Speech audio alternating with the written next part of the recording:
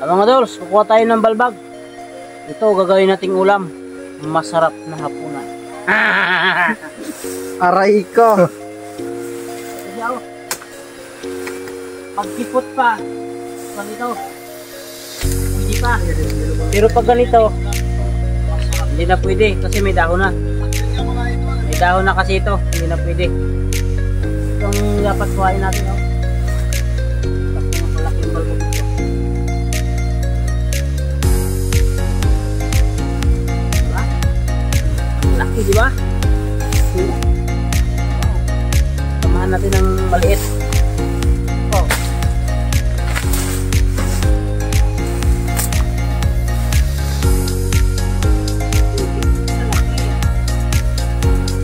Ito talaga yung pinakadabis. Sarap pa yung bulbak na yan. Sarap. Hindi ako nakatubok niya. Mamaya, magkilaw tayo. Siyawin natin na lagay sa pa. Pag matikman ko pala. Kinukuha nito, nilagay sa itlog. Ihawin mo, saka tortahin. Sa sardinas, pwede rin. Balatan mo lang, hiwa-hiwain. Parang ano man. Parang ano, gabi.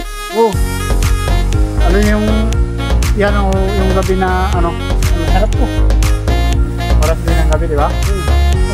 Yan pala ang balbag. Okay.